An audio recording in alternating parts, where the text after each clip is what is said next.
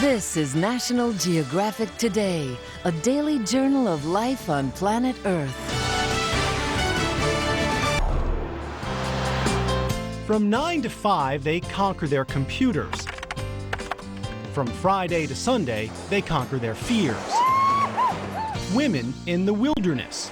No!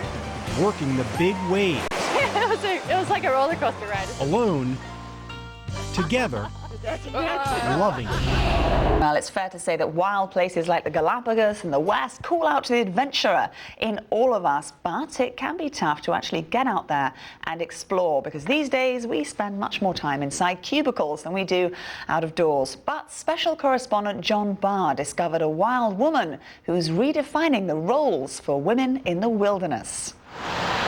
Like millions of Americans who go to work in big cities and small windowless spaces, Amy Garbez Berkman struggles to stay connected to the natural world. Pictures of the outdoors remind her of life beyond her cubicle. I do have to get up and wander over to the window once in a while and go, oh, trees. It's easy for this data analyst to get consumed by the day-to-day. Yeah, it's been a while and I really need to just kind of get away from work life, city life, and be in nature. She'll get there with a unique group. There, I should be good. Amy's ideal getaway these days Look at how much of this stroke goes back paddle.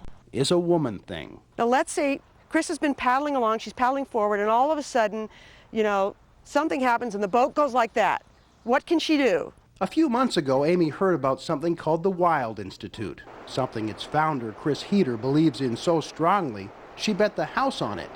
Chris, an experienced wilderness guide, sold her house to start a business aimed at helping women enjoy the outdoors. They'll say that they're coming out to learn about how to make the canoe go straight, but the truth is there's a lot going on here that they may or may not ever say about just connecting with the earth and feeling a part of this place and stopping to listen. I'm just watching Chris's feet. Right now, the loudest sound Amy hears comes from her fears. Oof. She's never been a fan of open water. I looked it up. It's called hydrophobia. Yeah, no, the river's my friend. The river is my friend. The river looked gentle enough on the first day of the journey.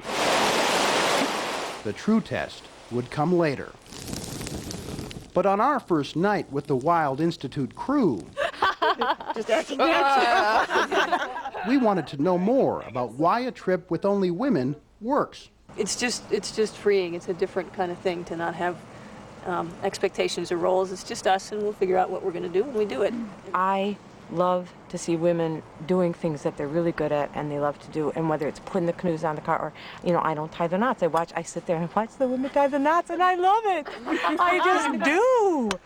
Canoeing holds this mystique of being hard and needing muscle. You got to be strong. Canoes are heavy, and it isn't that at all, of course, and you learn that out here. Many of the women had stories about men who've been surprised to see them outdoors. It was a lazy day. We were floating down the river, and a man in a solo canoe came very briskly canoeing up behind us, and very friendly person, and he said, "Well, are you girls out here all alone?"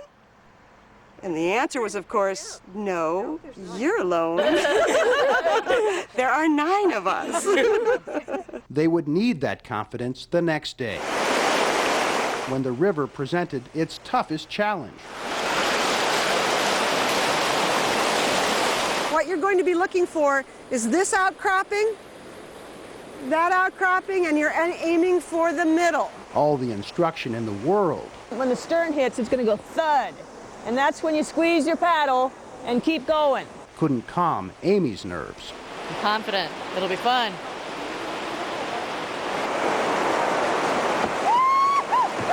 It didn't help matters when everyone watched Sue Emmert and Terry Grant, an artist and tax accountant, shoot the ledges just fine until right there.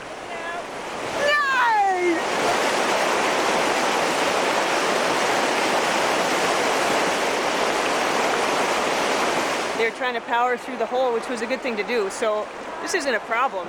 The only thing we want to do is make sure they're warm enough. For the record, one duo dunked, one got stuck. So Lisa, you get out downstream and get out of the way. Hold on, folks. Out of paddle. Use the boat.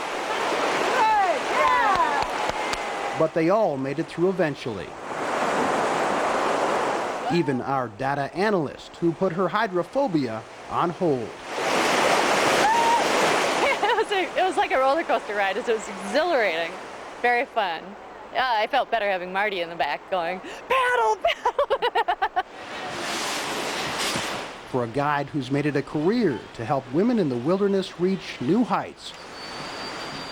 Just another day at the office. Look where I get to be. I mean, it just doesn't get any better than this.